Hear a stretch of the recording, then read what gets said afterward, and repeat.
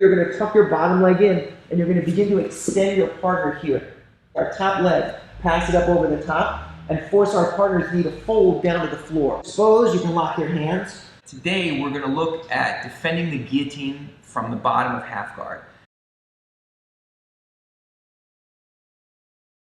A lot of times from the top of half guard, your partner is tempted to wrap your neck in order to be able to control you. It's not impossible for them to finish from there. Usually what happens is your partner locks the hands of the guillotine, then they use that as a way of preliminarily freeing their knee, advancing past your legs.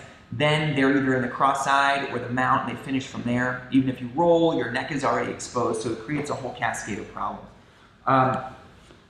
One of the things about your partner attacking with the guillotine from the top of the half guard is that their arms are both committed to the finish. And so with some kazushi or off balancing, you can often get them to unlock the hands and then enter into your own attacks. That's what we're going to look at today. So let's start from here, where actually rotating one time. So our partner is in the top of the half guard position. We're doing a good job initially of framing out and beginning to start to work, either to replace the guard, go back on the attack, or to sweep and do our work from underneath. And our partner rises up here, they go up over the top, and they lock here the beginnings of the guillotine. So again, you have your partner's leg trapped initially here. So it's going to be difficult for them to finish. It's not impossible, but it's difficult for them to get the sort of leverage that they need in order to really submit you. We're going to look to off balance them. It's going to go like this. Your partner is going to wrap. You're going to take a scoop grip with your bottom arm, and then your second hand is going to go here over the top. Your 2 feet are going to plant on the outside of your partner's knee. You're going to see this in a second, and you're going to move your body out to the side by tipping your knees up and forcing them to put a hand out. Usually the second hand will follow here. You're going to tuck your bottom leg in, and you're going to begin to extend your partner here.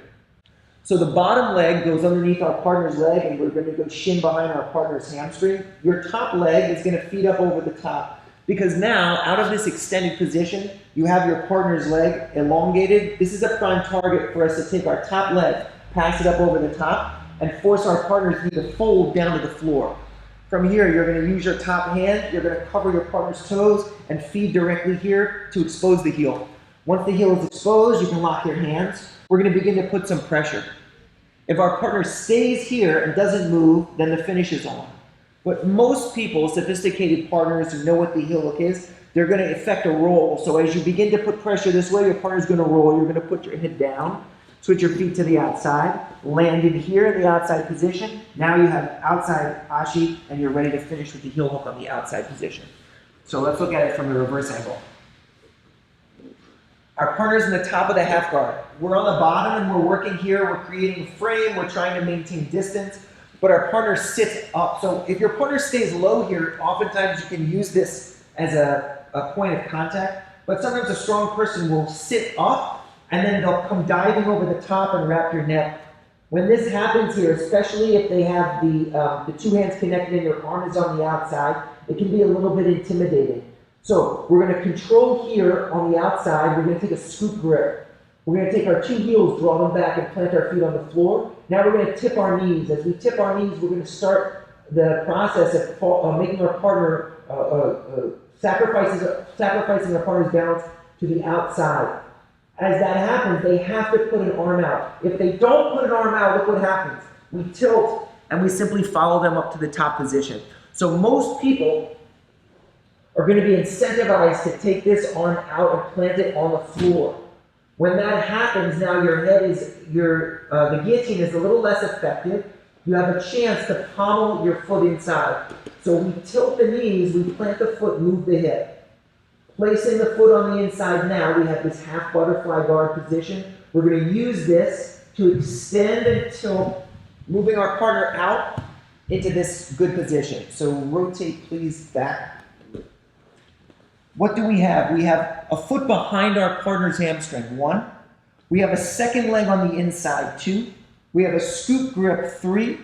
And we have a free arm here to be able to post and prevent our partner from driving back into us. As he comes back in, we can use this frame and move our hips slightly out to the side. Now with our partner's leg in place, we're going to cast our top leg up over the top, making sure that we're not shallow on the knee, but rather up high here. so that we can feed and create the requisite bend in our partner's knee. The knee touches the mat. Now from here, we're covering our partner's heel, gather it, and we lock.